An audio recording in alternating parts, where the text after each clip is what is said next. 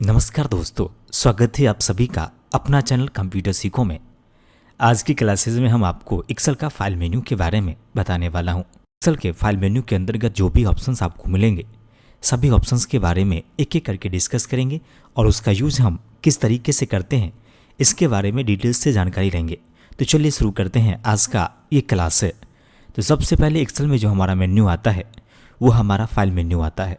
तो file menu पर click करने के बाद आपको ये ढेर सारी ऑप्शंस आपको दिखेंगे। इस सभी ऑप्शंस के बारे में हम एक एक करके समझते हैं। सबसे पहले आपके पास ऑप्शन आता है जो कि है न्यू। न्यू का काम होता है एक नया वर्कशीट लेके उस पर नया काम को स्टार्ट करना। तो चलिए हम कैसे स्टार्ट करते हैं नया वर्क को, ये हम देखते हैं। तो सबसे पहले आपको क्या करना है, फाइल मेन्यू पे आना है। फाइल मेन्यू पे आने के बाद आपको न्यू पे क्लिक करना है। न्यू पे क्लिक करने के बाद यहाँ पे आपको बहुत सारे बने बनाए टेम्पलेट मिल जाएंगे। आप चाहें तो इसमें से किसी भी टेम्पलेट को क्लिक करके आप इसको क्रिएट कर सकते हैं और इसको अपने काम के अकॉर्डिंग इसको एडिट करके यूज़ कर सकते हैं। फिर से मैं फाइल मेन्यू पे क्लिक करता हूँ, न्यू पे क्लिक करता हूँ। अगर आपको इसमें से कोई सा भी बना हुआ टेम्पलेट नहीं लेना है, आपको खुद का एक नया क्रिएशंस बनाना है या क्रिएट करना है, तो उसके लिए आपको क्या करना होगा, यहाँ पे एक ब्लैंक वर्कबुक के नाम से एक शीट दिखेगा। इस पर जैसे ही आप क्लिक करोगे आपके पास एक ब्लैंक वर्कशीट मिल जाएगा और इस पर आप अपना काम कर सकते हैं, जो भी आपको बनाना है, जो भी फाइल आपका एक्सेल का नया बनने वाला है। फिर से मैं चलता हूँ फाइल मेन्यू पे। अब नेक्स्ट ऑप्शन आपके पास आता है जो कि है ओपन। ओपन में क्या होगा कि आपने जो एक्सेल का कोई सा भी फाइल बना के जो आपने सेव किया है उस फाइल को आप ओपन के माध्यम से ओपन कर सकते हैं। जैसे कि देखिए यहाँ पे मेरे पास 2 फाइल है। इस फाइल पे मैं जैसे ही क्लिक करूँगा ये फाइल हमारा ओपन हो जाएगा। ये फाइल मैंने बना के रखा था, ये फाइल हमारा ओपन हो गया।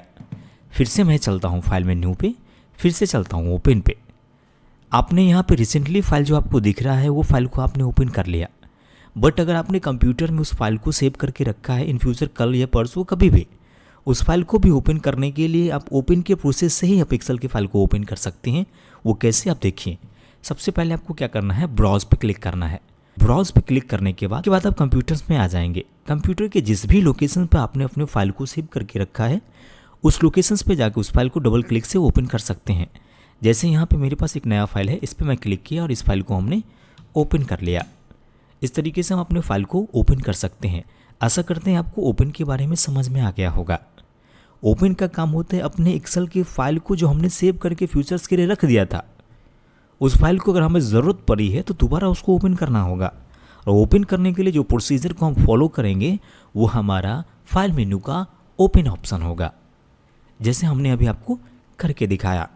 चलिए नेक्स्ट ऑप्शन के पास हम चलते हैं। फिर से मैं क्लिक कर रहा हूँ फाइल मेन्यू पे और इसके बाद आता है आपके पास इन्फो। इन्फो में क्या होगा कि अपने जो सीट को बनाया है, आपने जो फाइल बनाया है उसके डिटेल्स को आपने सेटअप करना है। जैसे कि अगर आपको पासवर्ड लगाना है उस फाइल पे तो पासवर्ड लगा सकते हैं। उस फाइल के अगर आपको टाइटल्स लिखना है आप टाइटल्स लिख सकते हैं। आप उस फाइल का कैटेगरी देना चाहते हैं आप कैटेगरी दे सकते हैं। जैसे कि आपके अभी स्क्रीन पे दिख रहा होगा, ये डिटेल्स को हम चेंज करेंगे। तो सबसे पहले आप क्या करते हैं, प्रोटेक्ट वर्कबुक पे जैसे ही आप क्लिक करोगे इसके बाद आपको सेकेंड ऑप्शन मिलेगा एनक्रिप्ट विथ पासवर्ड। इस पर आप क्लिक करोगे और इस फाइल को आप जिस भी पासवर्ड से प्रोटेक्ट करके रखेंगे, इससे बड़ा बेनिफिट ये मिलेगा आपको कि जब भी आप इस फाइल को ओपन करने के लिए जाओगे पहले आपसे पासवर्ड पूछेगा। उस पासवर्ड को देने के बाद इस फाइल को ओपन कर सकते हो। जैसे कि मैंने यहाँ पे एक पासवर्ड देता हूँ 1 2 3 एंटर करेंगे और इस फाइल को हमने फाइल पे चलते हैं और इस फाइल को मैंने यहाँ से क्या किया, सेव कर देता हूँ। पहले सेव कर दिया और इसको मैंने क्लोज़ कर दिया। ये फाइल हमारा क्लोज़ हो गया है। जब मुझे इस फाइल को दोबारा ओपन करना होगा तो मैं ओपन के प्रोसेस से ओपन करूँगा और वहाँ पे मुझे पासवर्ड पूछेगा कि आपने अपने फाइल को जो प्रोटेक्ट करके रखा है उसका पासवर्ड क्या है। तो चलिए देखते हैं कैसे ओपन करता है। फाइल मेन्यू पे चलेंगे, फिर से मैं ओपन पे चलूँगा, उस फाइल को यहाँ से ओपन करूँगा। यहाँ पे देखिए 1 2 3 मैंने पासवर्ड दिया, ये मेरा फाइल ओपन होकर मेरे सामने आ गया। इन्फो के अंतर्गत आपने समझा कि अपने फाइल को पासवर्ड के माध्यम से प्रोटेक्ट करके कैसे रख सकते हैं। नेक्स्ट ऑप्शंस आपके पास है, चलिए फिर से देखते हैं। फाइल मेन्यू पे गए, इन्फो पे गए, इसके बाद आपके पास आता है इंस्पेक्ट वर्कबुक। इस पर क्लिक करके अपने फाइल का एक्सेसिबिलिटीज़ को चेक कर सकते हैं। कुछ इस प्रकार से यहाँ से ओके कर देंगे। फिर से चलते हैं फाइल मेन्यू पे, इसके बाद चलते हैं सेव पे। सेव का काम क्या होता है कि अपने जो फाइल बनाया है उसे फाइल को फ्यूचर के लिए सेव करके रखना, ताकि दोबारा उस फाइल को आप ओपन करो तो वो ओपन हो सके। इसीलिए हम चलते फिर से फाइल मेन्यू पे और इस फाइल को हमने सेव किया था। ये ऑलरेडी फाइल हमारा सेव है, इसका सेव एज करते हैं। सेव एज का काम क्या होता है कि आपने जो फाइल बनाया है, आपके पास तो ऑलरेडी एक फाइल है, उसका सेव एज का मतलब हो गया कि एक duplicate file same to same create करना। और जब भी हम कोई काम करते हैं तो उसका डुप्लीकेट बना के ही करना चाहिए, क्योंकि अगर आपके ओरिजिनल डेटा में चेंज हो गया या डिलीट हो गया या लाइट कट गई या कंप्यूटर आपका ऑफ हो गया तो आपका डेटा लॉस हो सकता है। तो जब भी आप कोई भी काम करो या किसी भी फाइल पे काम करो तो उसका एक डुप्लीकेट कॉपी तैयार कर लेना with the help of save as options. और उसके बाद आप सेकेंड वाले पेज पे कुछ भी करोगे तो आपके एक पेज का डेटा या एक सेट आपके पास अलग से सेपरेटली रखा हुआ रहेगा, उस फाइल में कोई भी चेंजिंग नहीं आएगी। इस तरीके से हम इस फाइल के ऊपर काम करते हैं। तो अभी हमारे पास ऑलरेडी एक फाइल था, मैं सेव एज पे क्लिक करके इसके बाद मैं ब्राउज पे क्लिक कर रहा हूँ और इस फाइल का सेकेंड नाम मैं दे रहा हूँ, यहाँ से 3 कर देता हूँ। इस तरीके से मैंने इस फाइल को सेव किया। तो मेरे पास अभी एक ही फाइल का 2 कॉपी है, एक आपका SSS के नाम से सेव किया था और एक SSS22 के नाम से मैंने सेव कर दिया है। तो जनरली अब हमारे पास 2 फाइल है एक ही जैसा। तो मैं सेकेंड वाले पे काम करूँगा तो फर्स्ट वाले पे कोई भी चेंजिंग नहीं आएगी। इस तरीके से हम अपने सेव एज का यूज़ करते हैं। सीधे लैंग्वेज में बोले तो आपका काम सेव एज का होता है किसी भी फाइल का डुप्लीकेट फाइल तैयार करके रखना और सेकेंड वाले फाइल पे काम करना, ताकि आपके पास एक कॉपी ऑलवेज के लिए सेफ रहे। इसीलिए हम सेव एज का यूज हमेशा करते हैं। तो जब भी आप कोई सा भी काम करो एक कॉपी सेपरेट करके अलग से रख ही लेना चाहिए था। चलिए आगे बढ़ते हैं, हम फाइल मेन्यू पे फिर से चलते हैं और इसके बाद चलते हैं आपका प्रिंट पे। आपने जो फाइल बनाया है उस फाइल को प्रिंट करने के लिए आप प्रिंट ऑप्शन पे क्लिक करेंगे। इसके बाद ये पॉपअप आएगा और इस फाइल को आप प्रिंट ले सकते हैं। एक सेपरेट क्लास आपके लिए प्रिंटिंग के रिगार्डिंग बताने के लिए मैं रखूँगा। उस वीडियो में मैं आपको सिर्फ प्रिंटिंग के बारे में ही बताऊँगा। तो अभी आप सिर्फ ऑप्शन समझ लीजिए कि प्रिंट का काम होता है कि आपने जो फाइल बनाया है उस फाइल को प्रिंट करना। चलिए फिर से मैं नेक्स्ट करता हूँ। फिर से अब नेक्स्ट ऑप्शन के पास मैं चलता हूँ। फिर से फाइल मेन्यू पे क्लिक करेंगे और इसके बाद आपके पास नेक्स्ट ऑप्शन आपके पास आता है जो कि है शेयर। इस पर क्लिक करने के बाद अपने फाइल को ईमेल के माध्यम से शेयर कर सकते हैं, या आपने माइक्रोसॉफ्ट का अकाउंट बनाया हुआ है तो उसका एक क्लाउड होता है, उसमें आप अपने फाइल को सेव करके शेयर कर सकते हैं। आपके पास ये दोनों ऑप्शन तभी का काम करेगा जब आपके पास इंटरनेट की कनेक्शन होगी। तो इंटरनेट की कनेक्टिविटी करके ओरिजिनल सॉफ्टवेयर के साथ आप इस काम को आसानी से कर सकते हैं। नेक्स्ट ऑप्शन आपके पास आता है फाइल मेन्यू के अंतर्गत एक्सपोर्ट का।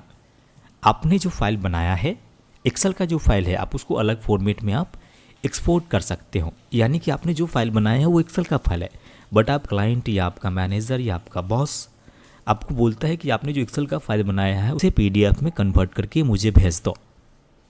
आप एक्सेल के फाइल को डायरेक्ट PDF में भी कन्वर्ट करने के लिए आपके पास फाइल मेन्यू के अंतर्गत ही एक ऑप्शन दिया गया है, जिसके माध्यम से आप अपने फाइल को एज ए PDF के तौर पे एक्सपोर्ट करके सामने वाले को भेज सकते हैं। वो कैसे करते हैं अभी देखिए। अभी हमने एक नॉर्मल सा एक फ़ाइल बना के रखा है। इस फाइल को मैंने यहाँ से सेव कर लेता हूँ। पहले ये मेरा फाइल सेव है, मैं चलता हूँ फाइल मेन्यू पे। इसके बाद मैं चलता हूँ एक्सपोर्ट पे। इसके बाद यहाँ पे लिखा हुआ है create PDF and XPS। XPS भी एक फॉर्मेट है फाइल का, आप उस फॉर्मेट में भी फाइल को भेज सकते हैं, नहीं तो आप PDF के फॉर्मेट में भी आप अपने फाइल को एक्सपोर्ट करके अपने एक्सेल से बाहर निकाल सकते हैं। एक्सपोर्ट का मतलब होता है अपने फाइल को बाहर निकालना अलग फॉर्मेट में।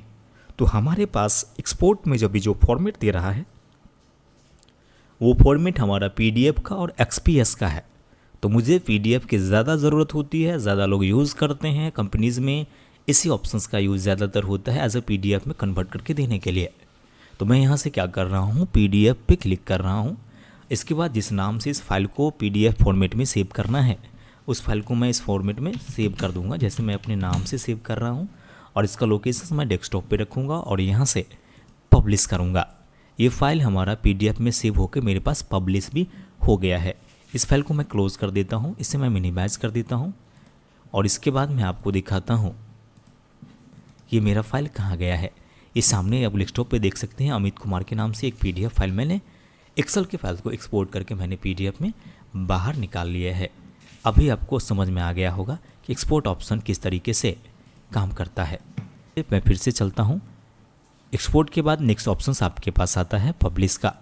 पब्लिश पे क्लिक करने के बाद अगर आपके पास माइक्रोसॉफ्ट का ओरिजिनल अकाउंट है तो उसके पावर बीआई के साथ अटैच करके इस एक्सेल के फाइल को पावर बीआई में पब्लिश कर सकते हैं। इसके लिए आपको इंटरनेट कनेक्शन की ज़रूरत होती है, तभी आप इस ऑप्शन का यूज कर सकते हैं। नेक्स्ट ऑप्शन आपके पास आता है क्लोज। क्लोज का काम क्या होता है, जो फाइल आप काम कर रहे हो उस फाइल को आप क्लोज कर दोगे, बंद कर दोगे। उसके लिए आप क्या करोगे, क्लोज पे क्लिक करने से उस फाइल को आप बंद कर सकते हैं। कैसे, देखिए मैं यहाँ से चला फाइल मेन्यू पे, ओपन पे, ब्राउज पे, पासवर्ड देके इसको ओपन कर लिया और इस फाइल को क्लोज करना है। फाइल पे चाहिए और यहाँ से क्लोज कर दीजिए। ये मेरा फाइल क्लोज हो गया, लेकिन हमारा एक्सेल क्लोज नहीं हुआ है। एक्सेल को क्लोज करने के लिए आपको राइट साइड पे जो कॉर्नर पे जो कट का ऑप्शन दिख रहा है क्लोज का, इस बटन पे क्लिक करने के बाद इसको क्लोज कर सकते हैं। अभी आपने जो फाइल ओपन किया तो वो फाइल क्लोज हुआ है, ना कि आपका एक्सेल क्लोज हुआ है।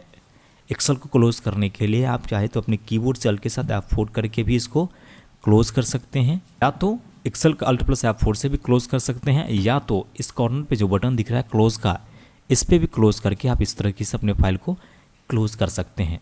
तो चलिए मैं फिर से बताता हूँ आपको एक्सेल के अंतर्गत सारे ऑप्शंस के बारे में जो अभी हमने सीख रहा था। इसको ओपन कर लेते हैं, फाइल पे चलिए। क्लोज के बाद आपके पास नेक्स्ट ऑप्शन आ जाता है अकाउंट का। आपने जो माइक्रोसॉफ्ट ऑफिस का जो अकाउंट है बना हुआ, उसका ये डिटेल्स आप यहाँ पे चेक कर सकते हैं। यहाँ पे कौन सा फाइल आपका है, कौन कौन से वर्जन्स यूज़ कर रहे हैं, कौन से वर्जन्स को यूज़ करने, ये सारे डिटेल्स सेटिंग्स आप यहाँ से देख सकते हैं। ऐसा करते हैं कि आपको हमारे फाइल मेन्यू के बारे में अच्छे से समझ आया होगा। अगर किसी भी तरह की और भी जानकारी आपको चाहिए या कोई प्रॉब्लम्स आपकी हो रही है समझने में, तो आप कमेंट करके हमसे पूछ सकते हैं। तो चलिए मिलते हैं आपसे अगले वीडियोज़ में। तब तक के लिए धन्यवाद। देखते रहिए हमारा चैनल कंप्यूटर सिखाओ।